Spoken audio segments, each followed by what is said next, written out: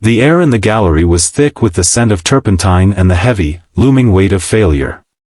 Seraphina didn't look at the canvases, she looked at the red-inked ledger on her desk. Her father's legacy, a collection of rare historical texts and her own half-finished landscapes, was about to be seized by Mr. Thorne, a creditor whose cruelty was matched only by his greed. A sharp knock at the heavy oak door startled her. It wasn't the bailiffs. Standing there was a man in a crisp, midnight blue uniform, his posture so rigid he looked carved from marble. "Seraphina Vance," the messenger asked, his voice devoid of emotion. "You are summoned to Blackwood Manor." Immediately. The carriage ride to the Duke's estate felt like a journey into another world. Blackwood Manor was a fortress of grey stone and sharp angles, reflecting its master perfectly. Duke Alaric was a man of legends, none of them warm. A former general who had retired to his duchy, he ran his lands with the same icy military precision that had won him battles on the frontier. Seraphina was led into a study lined with maps and ancient weapons. Alaric stood by the window, his back to her. He was tall, his shoulders broad enough to carry the weight of the kingdom, and his dark hair was cropped short in a soldier's cut. "Sit," he commanded, without turning around.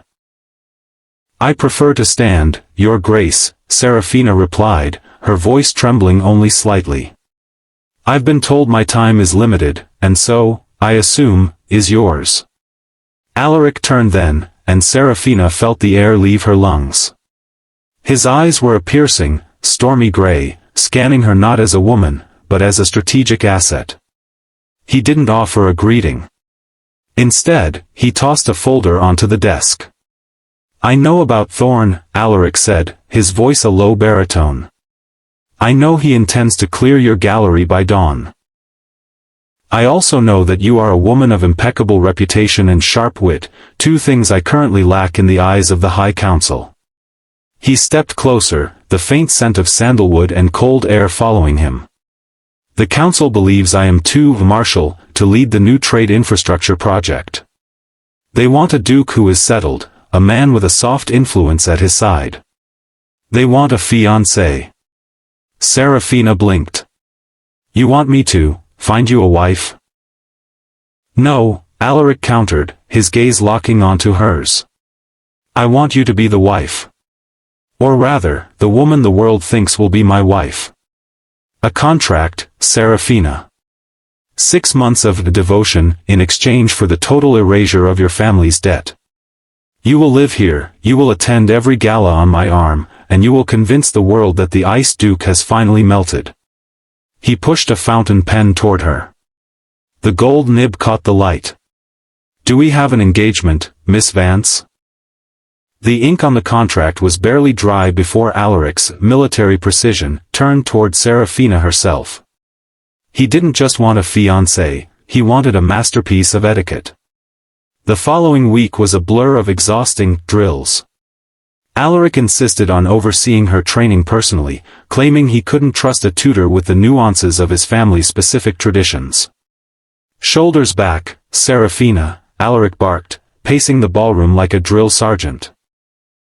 "You're representing the House of Blackwood, not lounging in a coffee house. And you're supposed to be a man in love, Alaric," Seraphina countered, balancing a heavy leather-bound book on her head while trying to curtsy. "Perhaps you could try looking at me with something other than mild indigestion?" He stopped in front of her, his presence suddenly overwhelming. He reached out, his gloved hand tilting her chin up. The friction of the leather against her skin sent a jolt of electricity through her. "I am a duke. We do not smolder. We command." "Well, you're commanding me into a migraine," she muttered, though her heart was racing. The humorous friction of their lessons often ended like this, with them standing too close, Alaric's icy gaze softening just a fraction before he caught himself and snapped back to his rigid persona. The day of the royal gala arrived, and with it, the transformation. Seraphina's ink-stained smocks were replaced by a gown of midnight blue silk that matched Alaric's eyes. The corset was tight, the diamonds at her throat were heavy, and for the first time, the girl from the gallery disappeared. When she descended the grand staircase, Alaric was waiting at the bottom. He went perfectly still. The Ice Duke actually blinked. "You look."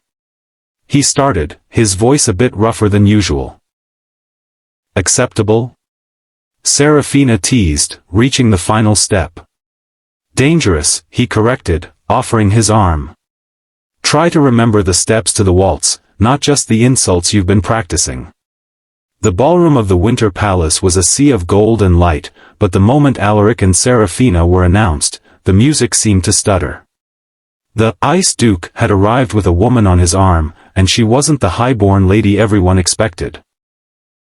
They were immediately cornered by Duchess Genevieve, a sharp-featured woman who had long made it clear she intended to be the one to melt Alaric's heart, mostly for the sake of his treasury. "Duke Alaric," Genevieve purred, her eyes raking over Seraphina with disdain. "I hadn't realized you were interested in charity work. Who is this charming little thing?" Alaric's grip on Seraphina's hand tightened, but before he could speak, Seraphina smiled, a bright, sharp expression. "I am Seraphina Vance, Duchess. And Alaric was just telling me how much he appreciates a fresh perspective. I suppose after years of the same social circle, even a duke craves something authentic." Alaric's mouth twitched, the closest he ever got to a smirk. When the orchestra began a slow, sweeping waltz, he led her onto the floor. At first, it was a performance, perfect steps, practiced smiles. But as the world swirled around them, the noise of the gossip and the glare of the Duchess faded. Alaric pulled her a fraction closer than etiquette allowed. His hand on her waist was warm, and for a moment, the fake nature of the evening vanished. "You handled Genevieve better than I expected," he whispered into her ear, his breath hot against her skin. "I'm an artist, Alaric," she whispered back, looking up into his stormy gray eyes. "I know how to spot a fake. And right now, you're looking at me like you actually like me." "Maybe I'm just a better actor than you thought," he replied, but he didn't pull away. The moment was broken only by a sudden, frantic commotion at the palace doors.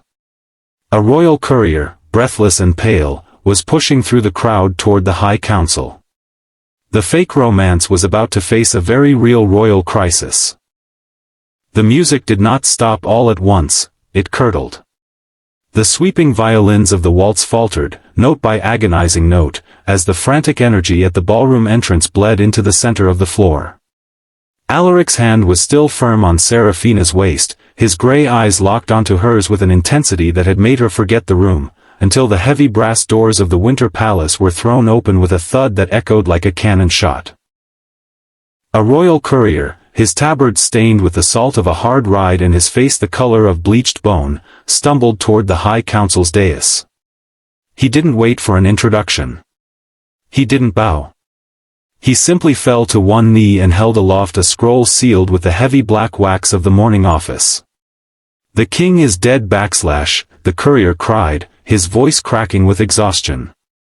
"Long live the king ! The silence that followed was absolute. It was a physical weight that pressed down on the hundreds of lords and ladies, freezing them in their silks and jewels.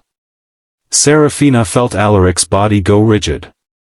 His hand didn't tremble, General Alaric did not tremble, but his grip tightened until it was nearly painful.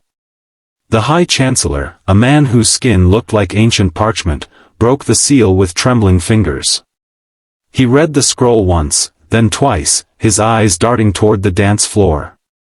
Toward Alaric. "His Majesty has succumbed to the fever," the Chancellor announced, his voice booming through the hushed hall. "Having left no direct heir, the line of succession falls to the House of Blackwood. Duke Alaric, you are king-elect." The world seemed to tilt. Seraphina watched as the crowd, which had been whispering about her common origins only moments ago, collectively shifted. Like a field of wheat caught in a sudden wind, every person in the room turned toward Alaric and bowed. Seraphina remained standing, the only one left upright beside him. She felt like a pillar of salt. She looked at Alaric, expecting to see triumph or perhaps shock. Instead, his face was a mask of cold, stark horror. He wasn't looking at the Chancellor, he was looking at the distance, as if seeing a prison door slam shut. "Alaric," she whispered, her voice lost in the sudden roar of the crowd's acclaim. He didn't answer. He couldn't. The Ice Duke was gone, replaced by a man who now belonged to the state. An hour later, the festive atmosphere of the gala had been replaced by the grim, suffocating air of the war room. Seraphina sat in a corner on a velvet chair that felt like an island in a sea of sharks. The High Council, 7 men with cold eyes and long memories, ignored her as they surrounded Alaric, who stood at the head of the long oak table. The coronation must happen within the fortnight, the Chancellor argued, tapping a map of the fractured kingdom. The border lords are already restless. They need to see a king, Alaric. Not a general, not a duke. A king. "I am aware of the law, Chancellor," Alaric said, his voice like grinding stones. He hadn't taken off his dress uniform, but the medals on his chest now looked like targets. "Then you are also aware of the requirement of the consort," another councillor added, a man named Lord Vane who had a reputation for being Genevieve's staunchest ally.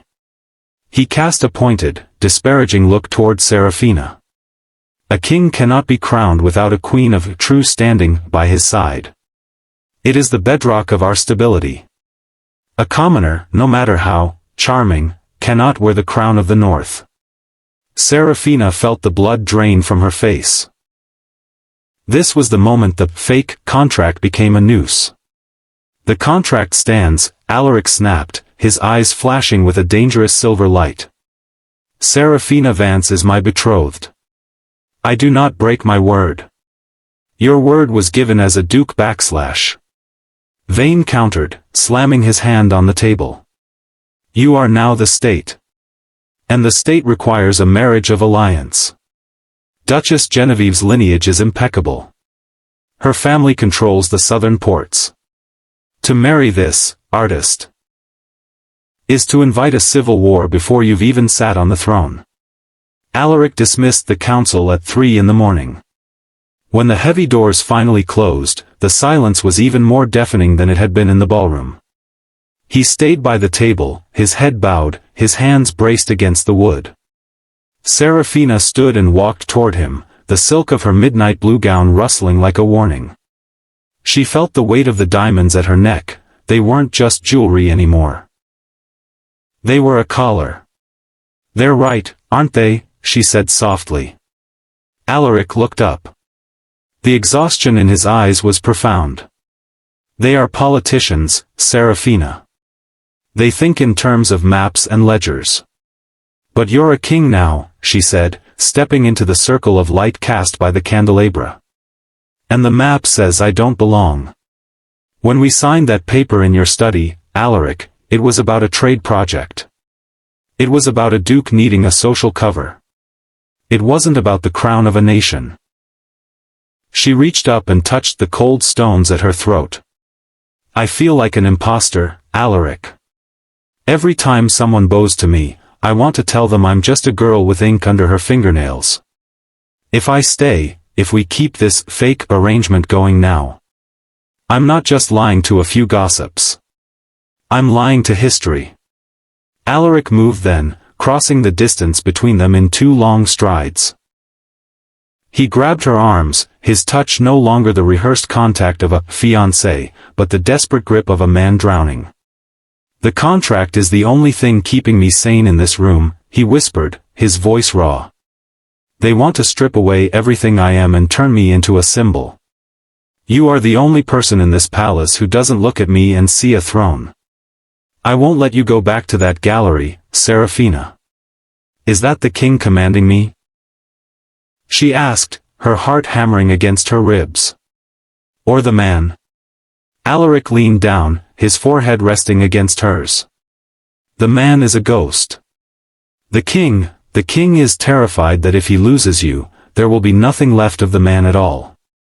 In the shadows of the war room, the fake nature of their relationship was beginning to burn away, leaving something far more dangerous in its wake, a real need. But outside those doors, Duchess Genevieve and the council were already sharpening their knives. Seraphina wasn't just a fake fiancée anymore. She was a threat to the crown. And as she looked into Alaric's stormy eyes, she realized that the hardest part of the lie wasn't telling it to the world, it was pretending she wasn't already falling for the man who was now forbidden to her. The transition from the Duke's manor to the royal palace was like moving from a cold room into a gilded cage. The walls were higher, the guards were more numerous, and the silence was more oppressive. For Seraphina, the days were a blur of lessons she no longer cared about and fittings for dresses that felt like shrouds. But the nights belonged to the library. It was the only room in the palace that didn't feel like a museum of Alaric's ancestors. It smelled of old parchment, beeswax, and the faint, lingering scent of Alaric's sandalwood soap. It was 3 in the morning when Seraphina found him there. He wasn't sitting at the massive mahogany desk. He was on the floor, surrounded by heavy, leather-bound volumes of constitutional law, his head resting against the base of a bookshelf. His crown, a circlet of silver and obsidian he was forced to wear for portraits, sat discarded on a nearby stool like a common trinket. "The king is hiding," Seraphina said softly, stepping into the pool of amber light cast by a single lamp. Alaric didn't open his eyes, but his mouth quirked into a tired shadow of a smile. "The king is contemplating abdication by way of jumping out the window. Unfortunately, the High Chancellor has likely stationed guards on the lawn to catch me." Seraphina sat down on the floor beside him, her silk robes pooling around her like spilled wine. She didn't offer a platitude. She simply waited. "I never wanted it, Seraphina," he whispered, finally opening his eyes. They were bloodshot, the stormy gray replaced by a weary leaden color. "I was the second son of a second son. I was meant for the frontier. I liked the dirt. I liked the simplicity of a command that resulted in a clear victory or a clear defeat. Here, every victory is a lie, and every defeat is a scandal." He looked at his hands, large, calloused hands meant for a sword hilt, not a scepter. "They want a monument, not a man. They want me to sign decrees that will tax the very people I fought beside in the trenches. They want me to marry Genevieve because her father owns the timber mills." He turned to her, his gaze searching. "How am I supposed to lead a country when I feel like a stranger in my own skin?" Seraphina reached out, her fingers hesitating before settling on his forearm. Through the thin linen of his shirt, she could feel the tension humming in his muscles. "Then don't be the king they want," she said firmly. "Be the king the people need. You say you were a general? A general doesn't just command, he protects. He knows the names of his men. He knows what they eat, where they sleep, and what they fear." She leaned closer, her voice dropping to a passionate whisper. "The council wants a king who commands from a balcony. But the people want a king who cares. You're worried about the timber mills? Go to the mills. Talk to the workers. You're an artist of strategy, Alaric. Apply that to the kingdom. You don't have to be a statue. You can be a shield." Alaric looked at her as if she had just handed him a map in the middle of a blizzard. The loneliness that had defined him since the coronation announcement seemed to fracture. "You make it sound so simple," he murmured. "It's not simple," she corrected. "It's terrifying. But you've faced down armies, Alaric. You can face down 7 old men in velvet robes." He reached out, his thumb tracing the line of her jaw. The air in the library shifted, the weight of the crown replaced by a different kind of pressure, one that drew them together with the force of a physical ache. For a moment, the fake contract was a million miles away. There was only the heat of his skin and the way his breath hitched when she didn't pull away. "Why are you helping me?" he asked, his voice low and rough. "You could have taken the money and run the moment the king died. The contract would have been voided by any court." "Because," Seraphina said, her heart hammering a frantic rhythm against her ribs, I discovered that the Ice Duke is a lie. And I'd quite like to see what the man underneath can do. The following evening, the pressure cook of the palace reached a breaking point. The High Council had organized a pre-coronation reception, a thinly veiled attempt to force Alaric to announce his engagement to Duchess Genevieve. The tension was thick enough to choke on. Genevieve was hovering like a bird of prey, her father whispering in the Chancellor's ear. Alaric was back in his mask, cold, distant, and lethal. "We need to give them a show," Alaric whispered to Seraphina as they stood near the grand velvet curtains that partitioned the ballroom from the royal gallery. "They're expecting a submission. Let's give them a distraction instead." "What are you doing?" she hissed. "Trust me," he replied. Then, his voice rose, sharp and biting, echoing across the nearby groups of nobles. "I don't care about your artistic temperament, Seraphina _. This is a royal function, and you will behave as such _." The room went silent. Heads turned. Genevieve's eyes lit up with predatory triumph. "How dare you?" Seraphina snapped back, catching on instantly. She threw her glass of sparkling water onto the floor, missing his boots, but making a satisfying splash. "I am not one of your soldiers, Alaric _. You cannot order me to be happy in this mausoleum _. Then perhaps you should leave _." Alaric roared, stepping toward her with a face of pure fury. "Fine _," she yelled. She turned on her heel and ducked behind the heavy, floor-to-ceiling velvet curtains that led to the darkened gallery. Alaric followed a second later, the heavy fabric swinging shut behind them, cutting off the light and the shocked gasps of the court. The moment they were in the shadows, the argument vanished. The anger was gone, replaced instantly by an electric, volatile energy. Alaric didn't stop. He pinned her against the stone wall, his hands framing her head. The darkness was absolute, save for the sliver of light at the bottom of the curtain. "Did I go too far?" he panted, his face inches from hers. "You were very convincing," Seraphina whispered, her lungs burning. "I'm tired of convincing people," he growled. He didn't wait for a reply. He leaned in, his mouth crashing against hers with a desperation that broke through every barrier they had built. This wasn't the polite, rehearsed kiss of a fiancé. It was a claim. It was the kiss of a man who was losing everything and had finally found the one thing he refused to give up. Seraphina's hands flew to his chest, her fingers bunching the stiff fabric of his uniform before sliding up to his neck, pulling him closer. The world outside the curtain. The council, the crown, the duchess, the impending civil war, ceased to exist.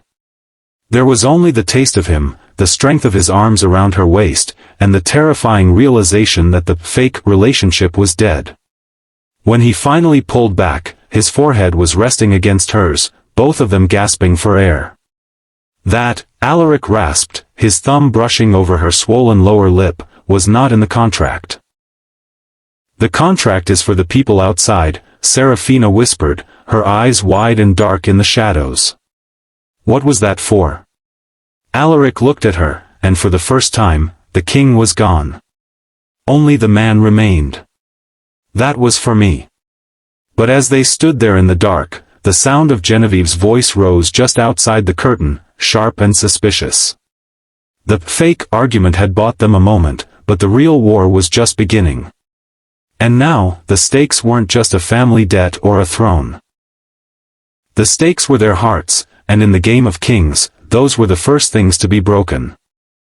The morning after the kiss behind the velvet curtain should have felt like a triumph, but the air in the royal palace had turned curdled and cold. The fake argument had served its purpose as a distraction, but it had also left a trail of blood in the water for a predator like Duchess Genevieve. She didn't believe in the Ice Duke's sudden temper, and she certainly didn't believe in Seraphina Vance's sudden rise to grace. While Alaric was locked in a grueling session with the Exchequer, and Seraphina was being fitted for a coronation gown that felt more like a suit of armor, Genevieve moved through the shadows of the Duke's former study at Blackwood Manor. She knew Alaric was a man of records, a man who kept every orders of battle and every tactical map. A fake engagement would require a fake document. She found it tucked inside a hidden compartment of a mahogany traveling desk. It was a single sheet of heavy vellum, signed in Alaric's bold, military hand and Seraphina's elegant, artistic script. The agreement of provisionary betrothal. The words were cold. The terms were clinical. It outlined the erasure of the Vance family debt in exchange for a public performance of affection. There was no mention of love. There was no mention of the kingdom. It was a business transaction, signed by a duke who was now a king. Genevieve didn't just take the document. She smiled. "Let the people see their people's king for what he truly is," she whispered to the empty room. "A liar." By noon, the scandal had hit the printing presses like a tidal wave. The Royal Gazette and every minor broadsheet in the capital carried the headline, "The Merchant Queen, the Price of a King's Love." Facsimiles of the contract were plastered on every street corner. The narrative was brutal. Alaric hadn't fallen for a commoner, he had bought one. He had deceived the High Council, the Church, and, most importantly, the people. The king of the people was suddenly seen as a master of manipulation who viewed the highest office in the land as a game of chess. Seraphina was in the garden when she heard the first roar of the crowd outside the palace gates. It wasn't the cheering she had grown used to.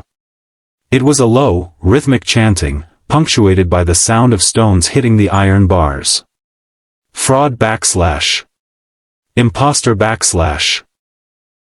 Out with the Merchant Queen / She was rushed inside by a phalanx of guards whose faces were now masks of professional disdain. They didn't look at her like a future queen anymore, they looked at her like a security risk. She was marched directly to the council chamber. The atmosphere inside was nuclear. Alaric stood at the center of the room, surrounded by the 7 counselors. He looked like he had aged 10 years in 3 hours. The High Chancellor held the newspaper as if it were a piece of rotting meat. "This is an unmitigated disaster, Your Majesty," the Chancellor hissed. "The southern provinces are already calling for a regency. The trade guilds are threatening to strike. You have played us for fools, and in doing so, you have weakened the throne before you've even sat upon it. The contract was signed when I was a duke." Alaric's voice was a low, dangerous rumble. "It was a private matter." "Nothing is private for a king / Lord Vane bellowed, stepping forward. "You have 2 choices, Alaric. You can denounce this woman. You can claim she seduced you into this arrangement, that you were misled, and that the contract was a misguided attempt at charity. You will strip her of her titles, exile her from the capital, and announce your betrothal to Duchess Genevieve by nightfall. If you do this, the council will stand behind you. We will frame it as a king's correction." Alaric's eyes went to Seraphina, who stood trembling by the door. "And the second choice?" "The second choice," Vane said, his voice dropping to a whisper, "is abdication. The crown will pass to your cousin in the north, a man who is as unstable as he is cruel. The kingdom will fracture. Is she worth the blood of your people, Alaric?" The council was dismissed to allow the king to reflect, but the silence they left behind was louder than their shouting. Alaric walked toward Seraphina, his footsteps heavy on the marble floor. "I'll kill Vane for this," he said, his voice devoid of emotion. "And I'll have Genevieve's family title stripped by dawn." "It wouldn't matter," Seraphina said, her voice small but clear. "The truth is out, Alaric. We did sign it. We did lie. The lie was that I didn't love you then," Alaric said, reaching for her hands. His grip was desperate. "The truth is that I love you now. I don't care about the council. I don't care about the ports. But you care about the people," Seraphina countered, looking up at him through a veil of tears. "You talked about being a shield, remember? If you stay with me, you're not a shield, you're the target. And everyone standing behind you will get hit. She reached up and touched the heavy gold medals on his chest. You told me you didn't want the throne, but you also told me you wanted to protect this country. You can't do that from a position of shame. If you choose me, the cousin takes the crown. You know what he'll do to the border lords. You know what he'll do to the people we talked about at the mills. Alaric shook his head, a fierce, stubborn light in his eyes. I am the king. I will find another way. There is no other way, she whispered. In the stories, the king chooses the girl and the world cheers. But this isn't a story, Alaric. This is a kingdom. And I won't be the reason it falls apart. That night, the palace was a tomb. Alaric had been called away to a final, emergency meeting with the military leaders, a move orchestrated by Vane to keep him occupied. Seraphina didn't pack the silks. She didn't take the diamonds.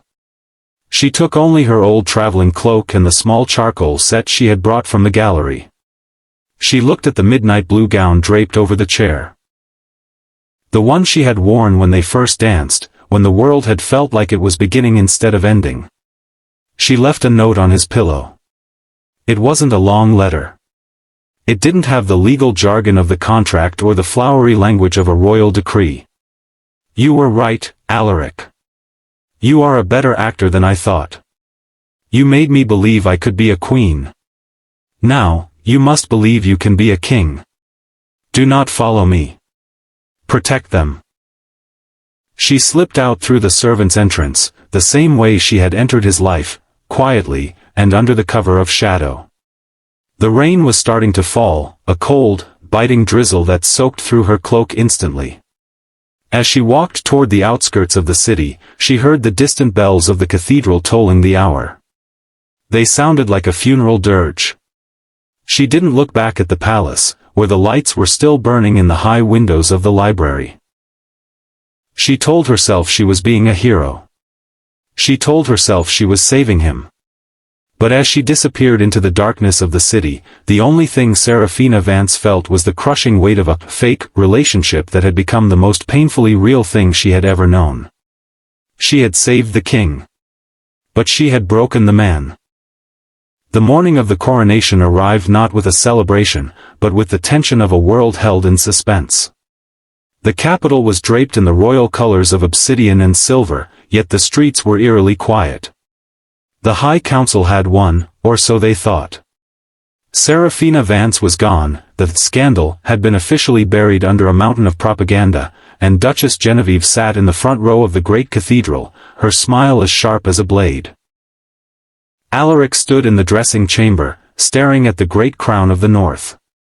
It was a heavy, ancient thing, encrusted with gems that had seen centuries of blood and betrayal. He looked at his reflection. He was dressed in full regal regalia, but his eyes were those of a man who had lost his soul. "It is time, Your Majesty," the High Chancellor said, his voice oily with satisfaction. "The people are waiting for their king. They are waiting for stability." Alaric didn't answer. He picked up a small, crumpled piece of paper from the table, Seraphina's farewell note. He folded it carefully and tucked it into the cuff of his uniform, right against his skin. Then, he picked up a second document, the original contract. The walk down the aisle of the cathedral was the longest march of Alaric's life. Every eye was on him. The silence was thick, heavy with the judgment of the nobility and the silent resentment of the commoners watching from the gallery. He reached the dais, where the archbishop waited with the holy oil and the scepter. The ceremony was long and agonizingly formal. Alaric moved like an automaton, reciting the ancient oaths of protection and duty. Finally, it was time for the king's address. The moment where the new monarch speaks directly to the soul of the nation. Alaric stepped to the edge of the dais. He looked out at the sea of faces, the greedy counselors, the smirking Genevieve, and the thousands of ordinary citizens beyond the doors. "My people," Alaric began, his voice echoing through the vaulted stone arches with a power that silenced the room. "I stand before you today to take an oath. But before I swear my life to this crown, I must address the shadow that hangs over this room. I must address the contract. A collective gasp rippled through the cathedral. The chancellor moved forward as if to stop him, but Alaric raised a hand, and the soldiers, men who had served under him in the trenches, stepped into his path with their spears lowered. Alaric pulled the original, fake dating, contract from his tunic. He held it up so the entire front row could see it. The papers were right, Alaric declared, his voice never wavering. I am a man of military precision and cold strategy. When I was a duke, I viewed marriage as a tactical maneuver. I sought a woman I could use to project an image. I found Seraphina Vance, and I bought her time to save my own reputation. This document is the evidence of my coldest, most cynical self. He looked directly at Lord Vane and Genevieve. The council told me that to be your king, I must denounce this woman. They told me that the state requires a marriage of politics, not a marriage of truth. They told me that a king must be a symbol, even if that symbol is a lie. Alaric's hands moved, and with a sharp, decisive sound, he tore the contract in half. Then again. And again. The scraps of vellum fluttered to the marble floor like snow. The start was staged, Alaric said, his voice dropping to a raw, passionate baritone. The engagement was a sham. But the love that grew in the shadows of this palace was the only real thing I have ever felt in my life. Seraphina Vance didn't fall for a king, she fell for a man who didn't know how to be one. She taught me that a king's first duty is not to his council, but to the truth of his own heart. He stepped off the royal rug, standing on the bare stone. I will not be a king who begins his reign with a betrayal of the woman who saved his soul. If the law says I cannot be your king with her by my side, then the law is wrong. I would rather rule a ruin with her than a golden empire with a lie in my bed. He turned to the crowd, his eyes blazing. I am your king. And my first decree is this: Seraphina Vance is no longer my contracted fiancée. She is my heart. And she is your queen. Find her. Seraphina was at the docks, watching the morning mist roll off the harbor. She had a ticket for a merchant ship headed to the southern islands. She told herself she was doing the right thing. She told herself that Alaric was currently being crowned, and that the kingdom was safe. But then, she heard it. The sound of galloping hooves echoed off the cobblestones. A squadron of royal hussars, led by a man in a tattered coronation cloak, tore through the fog. The merchant ship began to pull away, but the lead rider didn't stop. He vaulted off his horse before it had even come to a halt. Seraphina backslash. She turned, her breath catching in her throat. Alaric stood there, his crown missing, his royal tunic dusty, and his eyes wild with a relief that bordered on agony. What are you doing here? She whispered, the tears finally breaking. The ceremony, the coronation. It's done, he panted, closing the distance between them and pulling her into his arms. The scent of rain and sandalwood enveloped her. I told them the truth. I told the whole world. Alaric, the council, they'll ruin you. Let them try, he growled, burying his face in her neck. The people cheered, Seraphina. When I tore up the contract, they didn't call for my head, they called for yours. They want a king who is man enough to love. They want us. The return to the palace was not a shameful retreat, but a triumph. Seraphina didn't enter through the servants' gate this time. She rode beside Alaric through the main thoroughfare, and for the first time, the flowers thrown from the balconies were for her. The High Council was disbanded within the month, replaced by a representative body that Alaric and Seraphina worked together to build. Duchess Genevieve moved to the furthest reaches of the south, her influence withered by the light of the truth. 1 year later, on the anniversary of their fake meeting, Alaric and Seraphina stood on the balcony of the library. Below them, the kingdom was thriving, not through the cold precision of a general, but through the compassionate vision of a king and queen who understood the value of a single life. Alaric reached out and took her hand. On her finger sat a simple ring. Not a royal heirloom, but a band of gold he had commissioned himself, engraved with a tiny charcoal pencil and a sword. "Do you ever miss the gallery?" he asked softly, pulling her back against his chest. Seraphina looked out at the horizon, where the sun was setting over a peaceful land. She leaned her head back against his shoulder, feeling the steady, real heartbeat of the man she loved. "The gallery was where I painted my dreams, Alaric," she said, smiling as she turned in his arms. "But this is the first time I've lived in one." He leaned down and kissed her, not for the cameras, not for the council, and not for a contract. It was a kiss of two equals who had turned a lie into a legend. "Long live the queen," Alaric whispered against her lips.